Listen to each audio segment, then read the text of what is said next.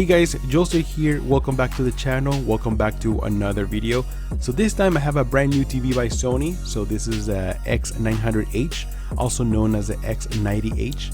So this is a 55-inch version, 4K HDR with also Dolby Atmos, Dolby Vision support, and HLG as well.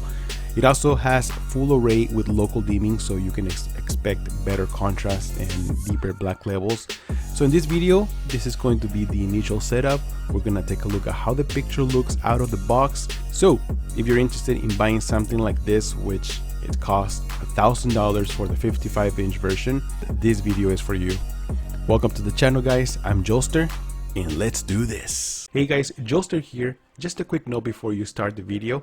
I wanted to let you guys know that I teamed up with Lustre to give you other buying alternatives. So whether you're buying a TV or a monitor or a soundbar or any product that I review here in the channel, Lustre will give you other alternatives that better fit your budget from top reviewers at no extra cost. You can also install their extension if you want the recommendations or product analysis right where you shop, like on Amazon or Google. So definitely guys, check out the links that I will leave in the description of this video or also in the comment section. Alright, let's do this.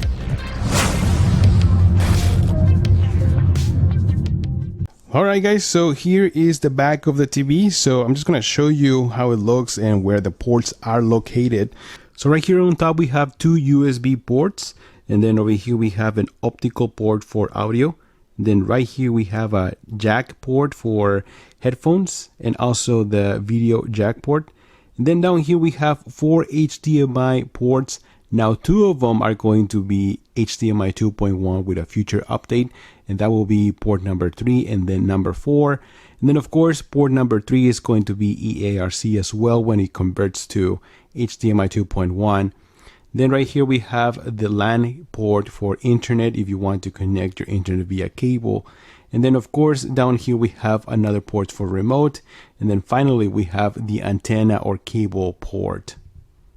Now the legs are made of metal. They snap right into it. You don't need any screws to install them. Super easy. And another thing that I like that Sony included is this little piece of plastic, which pretty much serves as a cable management system.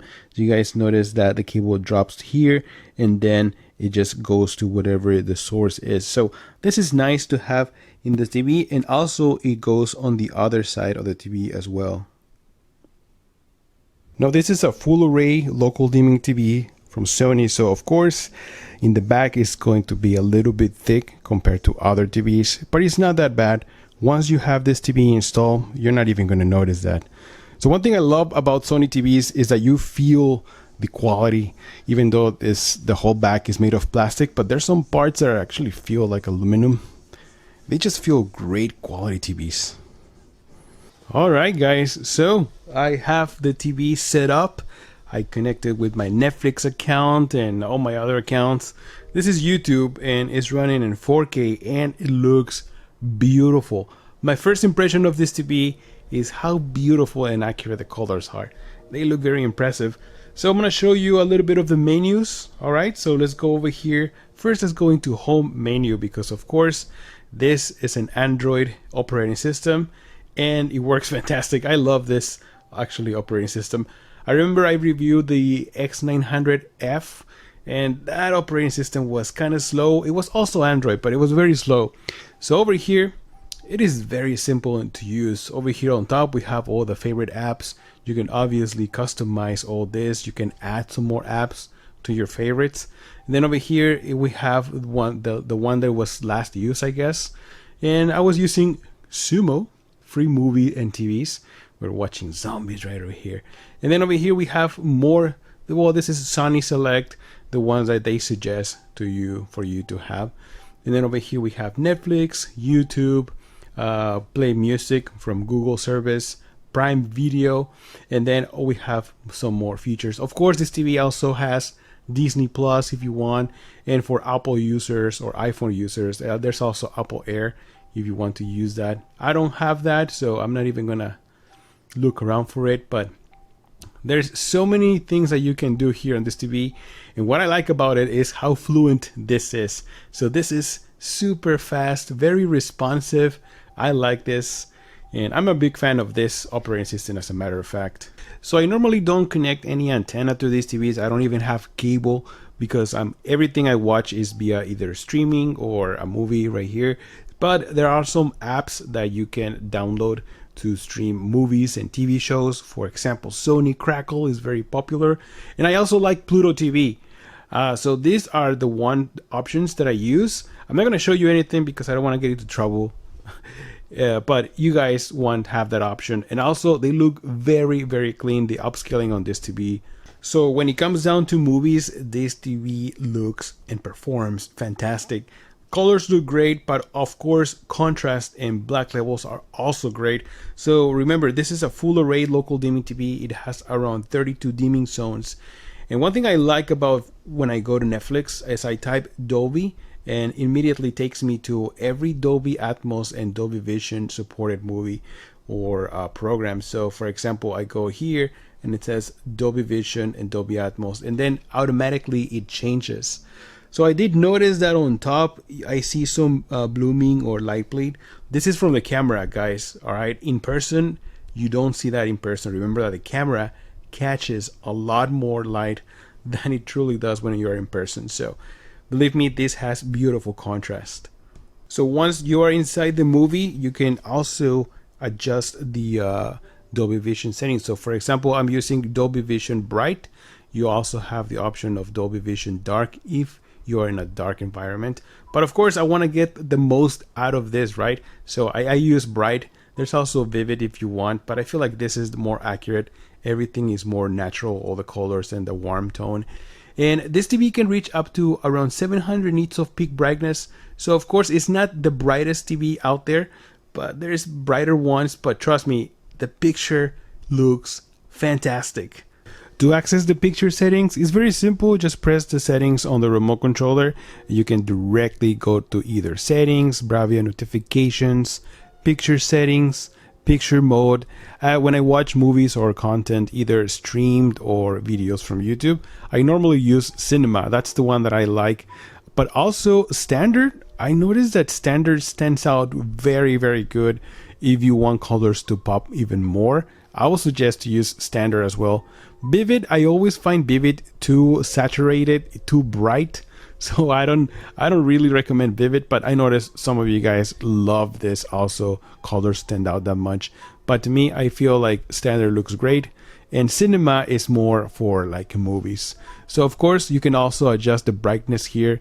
Just a quick access to brightness, and then picture off, sleeper timer. This is good if you want to fall asleep and you forget to turn off your TV. And let's head into right here, picture settings. So this is very simple as well. It has the basic mode if you want to do that. So you get access to brightness, colors, clarity, motion, video signal. So you have plenty of options. Of course, brightness, you can make so many adjustments, even black level if you want, or the black adjust. I believe there's also contrast enhancer if you want. So all this you can customize to your own like. Local dimming, of course, I have this one in medium. High is the one if you want to have the best contrast available. Extended dynamic range, I have this one off. You can tune it low, medium, high if you want. There's so many options, guys. Clarity, of course, we have sharpness out already here as well.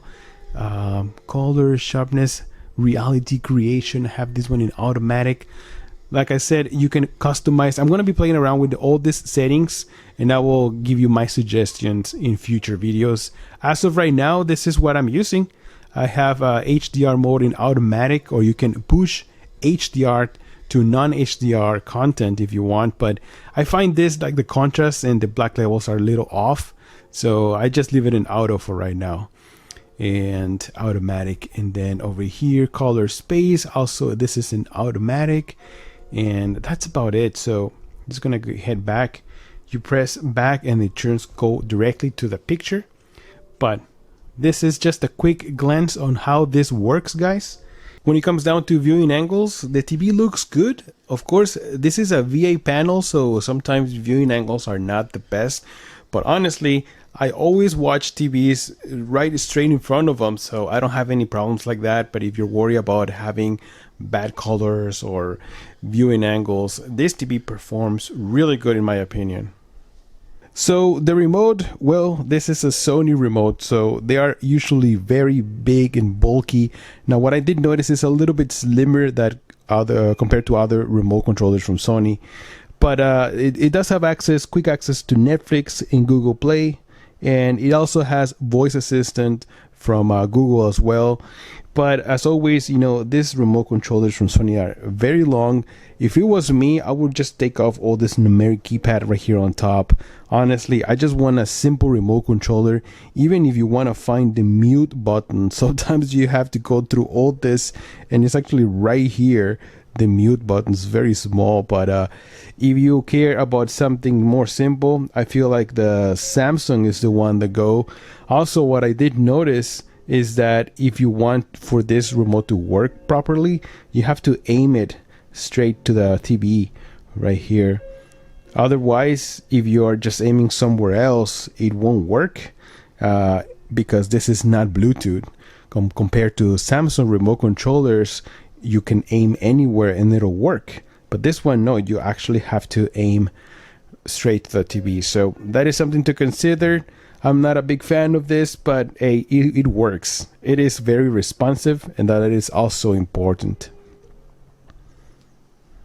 So guys, so far I'm very impressed with this TV. Picture wise, looks beautiful. Also, the sound, it sounds very good. It supports Dolby Atmos, but of course I always recommend to use at least a soundbar to get a better experience when you're watching movies or maybe your streaming services. So in my case, I connected my soundbar. I have a Nakamichi sound system, and it goes to the HDMI port number 3, which supports ARC. And the cool thing about this is that as soon as I connected, it detected the soundbar, and it just asks you a few questions if you want the sound to automatically switch to the soundbar when it's connected. And so far it works seamlessly. There is no issues at all.